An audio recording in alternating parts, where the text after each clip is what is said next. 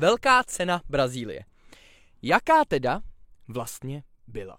Tohle bude dlouhý video. Tenhle závod bude tvořit 80% prokliku v Drive to Survive v další sezóně. Já vám to garantuju. Předtím, než vůbec začneme, chci moc poděkovat všem patronům a členům tohle kanálu. Díky moc všem tenhle krásným lidičkám. Pokud se i ty chceš stát členem tohle kanálu, můžeš tak udělat buď v popisku videa, kde tam mám vždycky odkaz na Patreon, a nebo tady na YouTube, kdy vedle subscribe button mám vždycky i join button. Můžete taky posílat jednorázový díky nebo super thanks v komentářích a podpořit mě tak jednorázově. Ještě jednou díky všem tenhle krásným lidičkám a jdeme rovnou do tohohle z toho skvostu. Velká cena Brazílie byla definice chaosu, ale zároveň absolutní kinematografický zážitek. Tak jo, Magnussen vystřídá Medvídka na free practice a sprint qualifying. Potom se v garáži koukli zpětně na tohle a rozhodli se, že ho tam nechají na celý víkend. Mercedes si před začátkem tohle víkendu naprosto věřil, že upgradey, který přivážejí sebou sem do Sul Pavel, takže budou naprosto revoluční a že budou zpátky tam, kde byli v roce 2021. To ale nikdo netušil, že na obnovu povrchu tratě najmou stejnou firmu, která dělá D1 a že bude na místech víc hrbolatá, než byla minulý rok! Takže to nedopadlo. Free practice úplně pomineme. Jo, nic zajímavého se nestalo. Věřte mi, jsou mnohem důležitější věci, na které se na téhle pitvě musíme podívat. Ve sprint qualifying se oba dva McLareny postaví na první dvě příčky s oranžovou předkoškou v čele, což je nečekaný. Zároveň, když už jsme u toho, seznamte se se suchou tratí. Seznamte se pořádně, protože odjíždí na dovolenou. Co se samotného sprintu týče, Hülkenbergovy komponenty motoru spáchají nežití ke konci závodu s tím, že Piastri stále vede závod. Což je problém. Což je problém vzhledem k šampionátu. Počkat. Roll it. Jako hele, já nejsem konspirátor. Mě nebaví přemýšlet nad těma what ifs a různý takovýhle píčoviny, jo? Prostě it is what it is. Ale je dobře, že prezident FIA splnil už teď víkendovou kvótu výpomoce mám mrtvici? Že splnil víkendovou kvótu výpomoci McLarenu. A dostáváme se tak k masité části tohohle z toho víkendu. Kvalifikace. Je sobota večer. Jste natěšení na kvalifikaci, vzali jste si svoje F1 spodní prádlo, zavrtali jste se do postýlky, postavili jste před sebe celou flašku Jacka Danielse, abyste potom mohli zmlátit svoji ženu a jste ready. V São Paulo začne pršet. Závod se tak pochopitelně posune o půl hodiny, protože počasí v São Paulu, když prší, je ekvivalentní počasí na Moravě.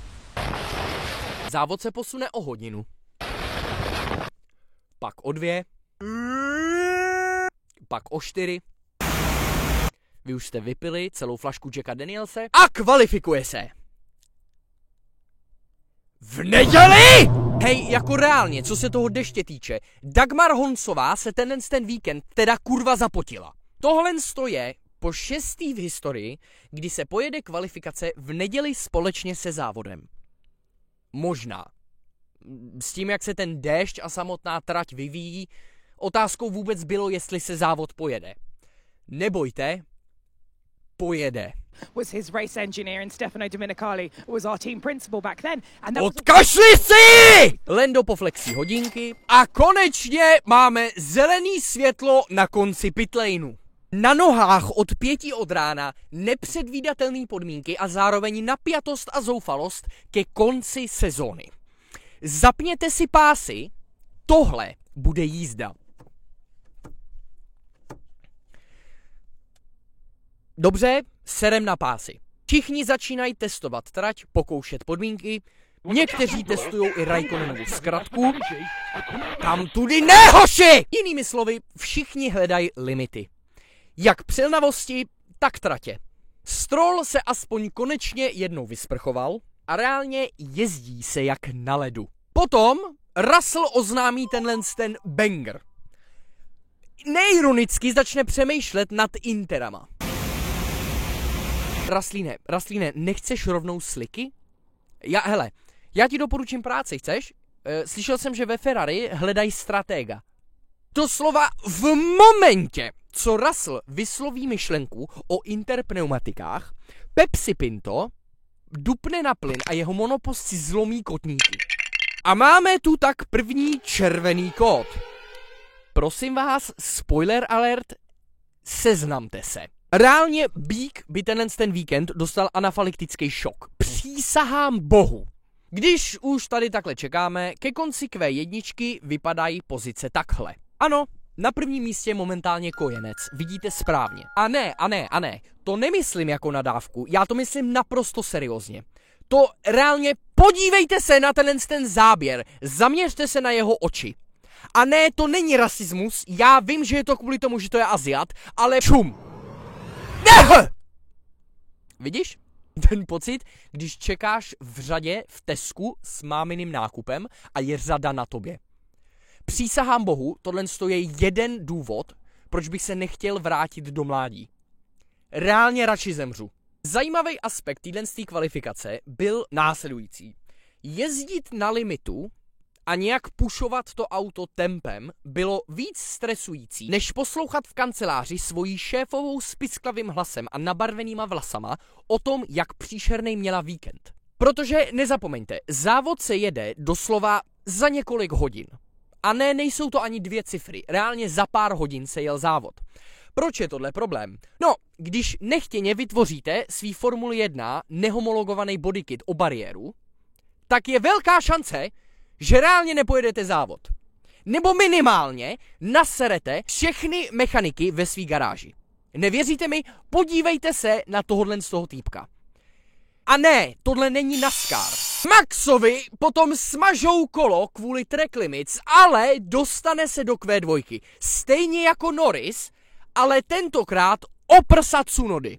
A ne, byl jsem na Tsunodu ještě hodnej tímhle přirovnáním, mohl jsem říct P. Když se ve Formule 1 říká, že déšť je velkým ekvalizérem monopostů, je tím myšleno tohle. Co to je? Jede se Q2. Vše vypadá v pořádku. Red Bulli, McLareny i Ferrari vypadají solidně.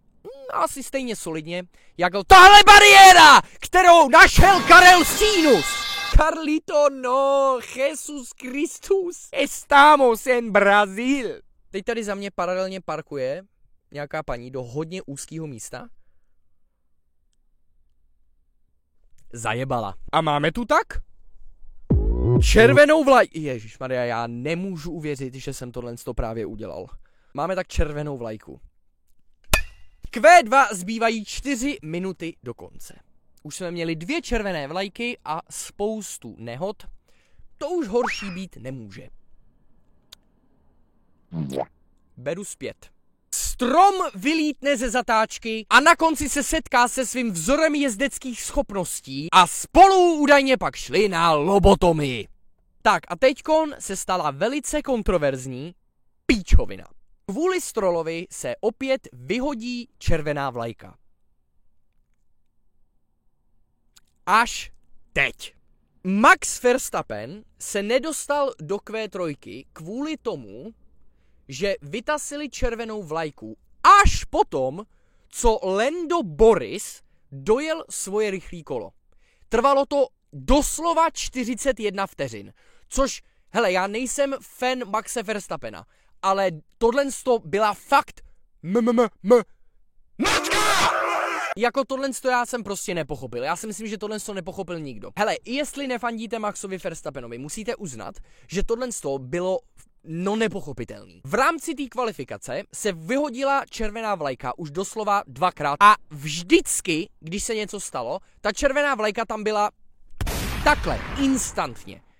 A potom, když všichni dojíždějí poslední rychlý kolo, tak to trvá 40 vteřin a těsně předtím, než dojede Max Verstappen, tak udělaj. Ups, Ježišmarja, já se ti strašně omlouvám. Lando, dobrý? Jo, dobrý. To bude v pohodě, bráško, to bude dobrý. Yeah! Jako ne, fakt, všichni jsme zaznamenali, že stroma uhodil blesk mnohem dřív, než červená vlajka vůbec byla navržená, nebo nad ní někdo začal přemýšlet. Což je prostě divný. Jo, jako říkám, nebudu tady tasit žádný konspirační teorie ohledně toho, že FIA nadržuje McLarenu, nebo že jsou nejlepší kamarádi s Landem Norrisem a potají se mrdají. To ne, ale každopádně je to divný. Max Verstappen byl na konci kvalifikace pochopitelně nasranej. Dojíždíme tak k V3. Už se nemůže nic stát, jo? Všichni v klidu. Dojedeme, všichni jenom zajedeme nějaký solidní kolo, nebudeme nic riskovat, závod se jede za 4 hodiny, serte na to. V klidu. Takhle bude vypadat starting grid. Přísahám bohu, tímhle tempem tam nebude nikdo. Tahle kvalifikace byla ekvivalent toho přijít do domova důchodců, najít 20 jedinců s tou nejbrutálnější demencí, dát jim klíčky od auta a vypustit je do provozu. Můžu potom s jistotou říct, s naprostou jistotou, že kvalifikace Brazílie byla o 100% zábavnější než celý víkend Singapuru. Výsledky kvalifikace pak vypadají tak, ty si děláš prdel.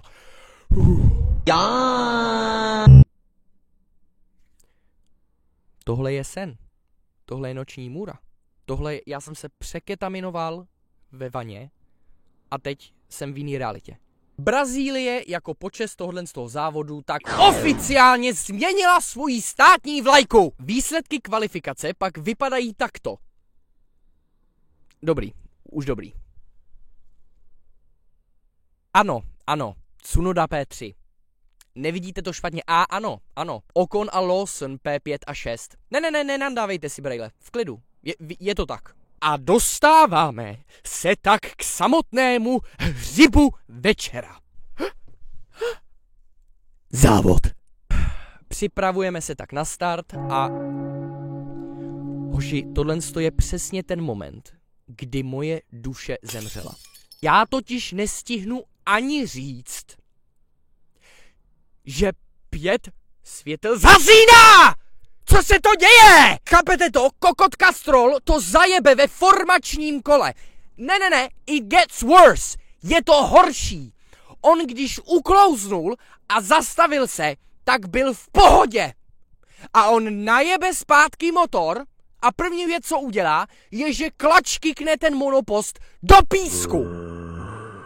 Koho kdy napadlo poslat monopost, který je reálně pár milimetrů od země, do hlubokého v písku ve 14 km v hodině? Seš zdravej?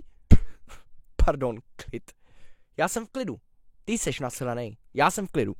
Tohle zapříčinilo chain reakci, která způsobila naprostej chaos. Norris vyjíždí na druhý formační kolo, úplně jindy než má. Colapinto, ten je doslova úplně jinde, než co by měl být. A Red Bull pochopitelně řve na FIA. Max Verstappen řve na FIA, že si všimnul toho, že Lando porušil formační pravidla, protože týpek má doslova celou bibli pravidel stahnutou v mozku. Greatest of all time, nedivím se, když jediný, co děláš, je, že sedíš zavřenej doma u simulátoru a nebo jezdíš v samotném monopostu. My guy, get a fucking wife and kid. Najdi si děcko, najdi si ženu. Oh wait, to jsi udělal. Jenom se trochu cheatnul. Lando Norris vyjel dřív, než kdy se rozsvítilo zelený světýlko, mami. Cože? Ty jsi neobjednal další červenou vlajku? Tohle je restaurace, kde se tě nikdo neptá na to, co jsi objednal. A 5 světel zhasíná! Tak, teď si zahrajeme takový kvíz. Co se teď stane? Za A. Max se vyšplhá v prvním kole na 10. místo. Za B. Tsunoda se udrží na 3. místě v cruise autě. Za C. Monsieur Perez to posere. A nebo za D. Norris první kolo nedojede na prvním místě. Všechny 4 jsou správně. Gratuluji všem výhercům. 3. kolo je sucho. Přestává pršet. Zamítá se. Ale tenhle víkend to není žádný průměrný déšť. Tohle je ekvivalent průměrného deště na Moravě. A teď si musíme přiznat, už teďkon bylo vidět, že Max válí. Předjíždí zbytek gridu jako McQueen v otevírací scéně prvního filmu. No, ono reálně i ty bouračky by seděly. V 7. kole je na 8. místě! How'd that get in there? Halo! A za tohle je DRS potlesk dne. Brumík pak dostává pohlavek za to, že strčil do svého spolužáka, konkrétně jich dostává 10, což úplně nechápu. Proč 10 sekund? Tohle byla reálně nejpomalejší srážka, kterou jsem kdy v historii viděl a zároveň mně přijde, že tím, že ho postrčil, on mu reálně jenom pomohl. Jedinej, kdo z toho byl pojebanej, byl Bearman sám. Reálně jsem přesvědčený, že Colapintova Delta kola se zlepšila touhle srážkou. What the fuck? Je 10. kolo a Max Verstappen tragicky předjíždí první McLaren, jako kdyby byl doslova v jiný kategorii. Já toho kluka nechápu. Někdy jsou závody, kdy vypadá prostě v pohodě jezdec. A potom přijede do Brazílie a pak je najednou jak Jehovův svědek desatera všemocné Formule 1. Co? Max je P6. Colapinto potom předjíždí Lewise Hamiltona potom, co vylítne z té 12. A nespletl jsem si pořadí tenhle chmen. Colapinto předjíždí Lewise Hamiltona, když vylítne do té 12.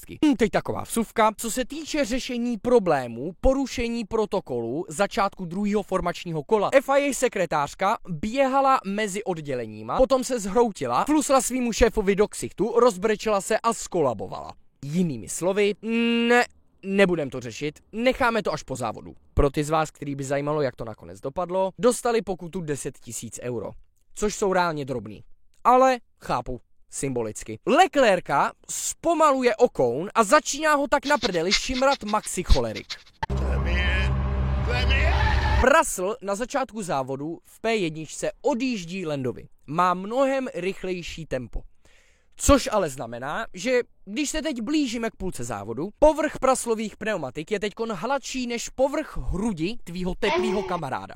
Ale pozici si drží. Ve 22. kole to Max začíná opravdu zkoušet na Leclerca, který mu ale zprva zavře dveře. Což nám ukázalo takovou zajímavost o Maxovi. Max je výborný generátor stížností. Hele, já chápu, proč to dělá. To je stejný jak simulování ve fotbale. Většinou to neprojde, většinou vás nikdo neposlouchá, ani vás nikdo nelituje, ale jednou za čas to vyjde a proto je dobrý to zkoušet. Já to chápu. Naprosto. Jen je to vtipný. Kdykoliv se přiblíží sebemenší atom jinýho monopostu k Maxovi, tak už mačká to rádiový tlačítko. On mě vytlačil! On mi nepoděkoval! Hej, nenechal místo! Omrdal mi mámu! Předtím, než to Max stihne zkusit na lékárnu znovu, zmizí Leclerc jak Mengele po konci války. Schová se do boxu, vymění pneumatiky na nový Intery a mají tak pokrytej i možnej undercut. Což by překvapivě byl reálně dobrý call od Ferrari, kdyby ale nevěl mezi slintající děti oberlých a nedařilo se mu je předjet. Jejda. Je 28. kolo a protože tohle je Brazílie, začne, jak bych to řekl slušně, chcát jak piča. Když začneš vidět reálnej příliv, odliv a samotnou hladinu toho, kde přesně končí kaluž, tak víš, že je to špatný. Za chvíli vyjede safety káreček. Safety car, co vyjíždí od někač ze Spojených států, jak tak vidím. Závod se tak opět uměle zpomaluje. Ale aspoň nemáme červenou vlajku. Že jo? Že jo? Že jo! Já už nemůžu! Já už nechci! Ty auta díl tenhle víkend stály na místě, než jeli do Tenhle mechanik Williamsu zažívá reálně mechanickou noční můru a já se mu nedivím! Teď si uvědomuje, že se měli líp rozloučit s dětma, protože za týden oni ani nebudou vědět, že mají nějakýho otce s tím, kolik času v té garáži reálně stráví.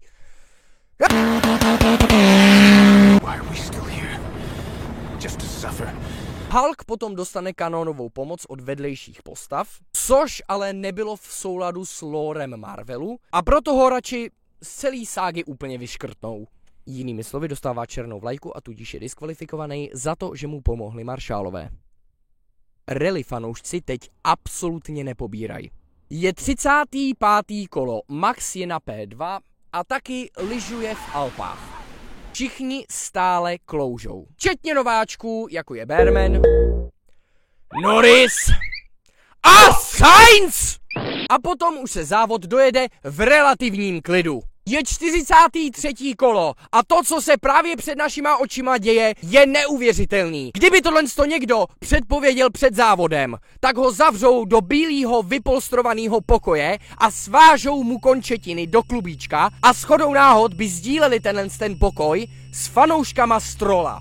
Max předjíždí Ocona a ze 17. místa se dostal až na první místo.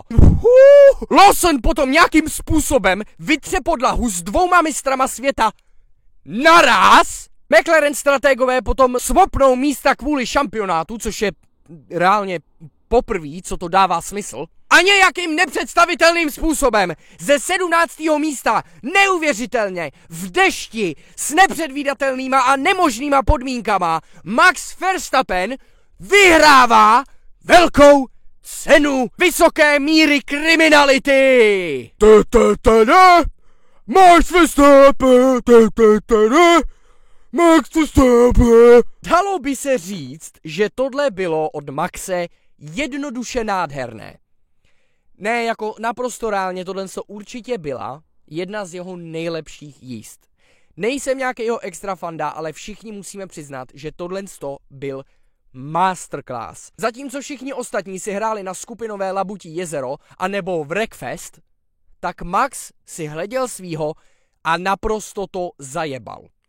Musíme ale přiznat, že hrál velkou roli i obrovský štěstí.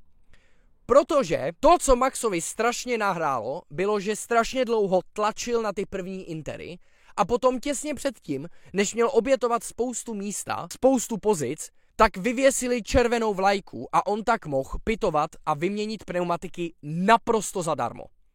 Což zároveň v preskonferenci potom řekl Lando Norris, který se na tom ale svez a řekl strašně divným způsobem, že to celé bylo jenom štěstí. Fakt jo, Lando, tak nám to ukaž ty. Jo, počkat, je první kolo a ty už nejsi na prvním místě. Ne, já jim to přeju obou reálně. Klid, jo, klídek. Mimo co by kdyby, tohle byl naprostej masterclass. Jedna z nejlepších jeho jízd. Za mě jediná, co pro mě osobně byla lepší, tak byla asi shodou náhod taky Brazílie v roce 2016, kdy udělal prakticky to samý, ale jako nováček ve Formuli 1. Nováček. A hrozně se mi líbilo, jak využíval úplně jiný liney než ostatní. Ale tohle bylo 10 z 10 od Maxe Verstappena. S takovejhlema jízdama mu nikdo ty 3 šampionáty prostě nemůže odepřít. Je fakt jeden z nejlepších.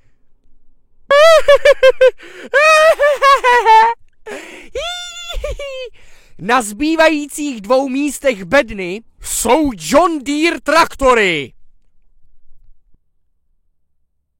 Upřímně to je víc francouzských vlajek, než co by se mi líbilo. Díky moc, prasátko, že ses dokoukal až sem na konec tohohle z toho videa. Otázka, na kterou mi můžete odpovídat do komentářů, co mě zajímá, je, co jste si mysleli o tom rozhodnutí FIA v kvalifikaci, jestli vám to náhodou nepřijde trošku divný, proč vyvolali tu červenou vlajku najednou o 41 sekund po srážce. Co si o tom vymyslíte? A nemělo by se to nějak řešit? A zároveň by mě zajímalo, jestli podle vás Maxův výkon byl skill anebo luck. Jak moc velkou roli podle vás hrál ten pitstop zadarmo v jeho výkonu a ve výsledku? Napište mi to dolů do komentářů, strašně mě zajímají vaše názory a úhly pohledu. Lajkuj, odebírej, moc to pomáhá algoritmu. Děkuju moc na Instagramu za veškerý sdílení těch pitev, díky moc. Zase hrozně to pomáhá, čím víc lidí o mě bude vědět, tím blíž jsem k tomu tímhle s tím reálně aspoň živit a to znamená delší a kvalitnější pitvy. Když už jsme u kvality pitev a podpory, koukni se na ten Patreon, koukni se na ty členství, strašně to pomáhá a uvidíme se u příští pitvy okruhu. Papa, prasátka, papa! Já tě miluju.